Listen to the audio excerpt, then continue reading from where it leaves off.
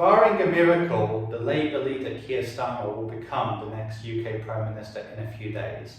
What could that mean for your money, especially if you're a high net worth individual or somebody who has assets?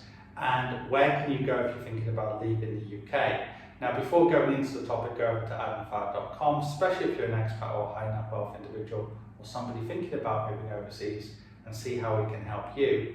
Now, what's interesting is, I would give an analogy when it comes to the UK situation and many other developed countries. The analogy I would make is this: imagine you're getting older and you want to go to the gym and you want to keep healthy. You have to do more just to stand still, right? You know, at the end of the day, becoming healthy in your 40s is not the same as your 30s, and your 50s is harder than your 40s, and so on and so forth. And obviously by your 60s and 70s, most people decline even if they're, very healthy relative to say their 20s or 30s. And that's very similar to the UK situation, because ultimately the UK and many other developed countries, the aging population is such that it's very hard for the public services to match the demand. So you've got growth of 1 or 2%, but demand for healthcare, for example, is probably going up by at least 4 or 5%. So you've got this malaise at the moment. Whenever I go back to the UK, because I've lived overseas for 13 years, I'm quite amazed about how much taxes people are paying relative to the service.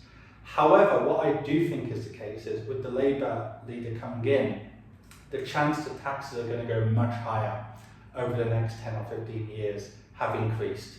Ultimately, it's true to say that the Conservatives have also pushed up taxes much higher. The tax burden is the highest it's been in 60 or 70 years on some measurements, but I think under Labour it's likely to go much higher.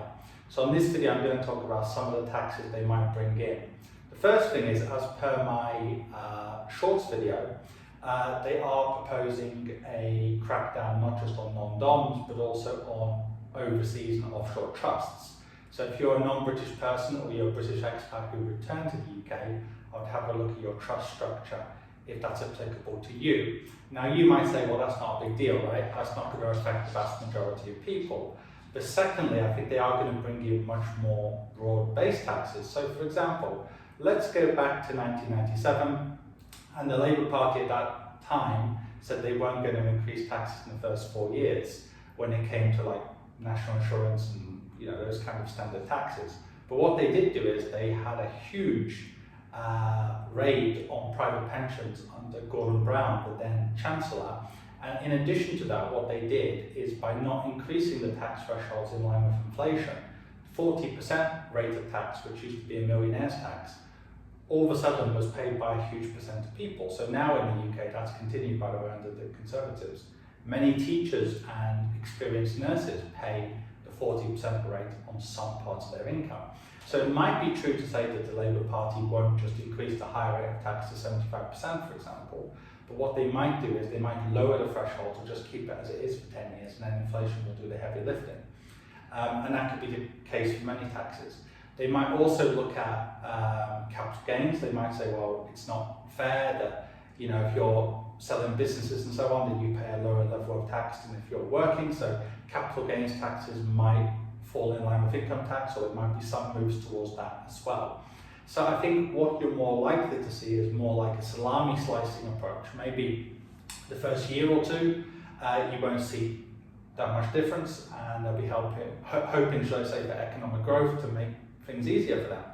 But if they stay in power, say 5 or 10 years, I think you're much more likely to see, through this salami slicing, a much higher tax burden than is already the case.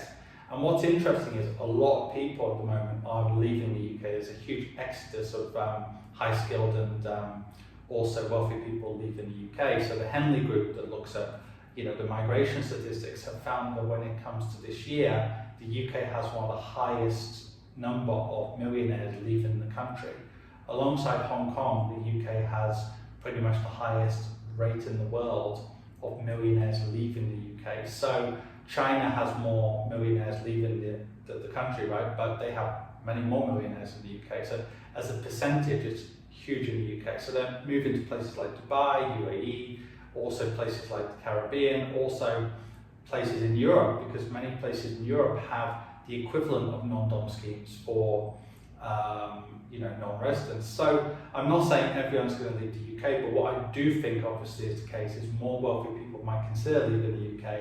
And for those people who are already in the UK, I think more people will just consider diversifying their investments. So for example, if you're living in the UK, traditionally you wouldn't consider overseas investments apart from maybe a second property if you were relatively wealthy. But these days I think more people in the next 5-10 years will just look at offshore investments and say, you know what, there might not be a huge tax benefit or any tax benefit for that matter in terms of doing offshore investments as a UK resident, but I want to put my eggs in numerous baskets. We're seeing something else like that in Canada as well, where many Canadians are saying, well, you know what, why not put my eggs in many baskets? So I think in the coming years, this trend of more wealthy people leaving the UK will accelerate. There'll be more British people looking to put more of their assets offshore as well, not just for tax reasons, because you can't get those tax benefits unless you offshore yourself as well, and often offshore your company. But I think this is going to be a huge trend in the coming years, especially if Labour increases taxes in a stealthy way, which is what I expect them to do.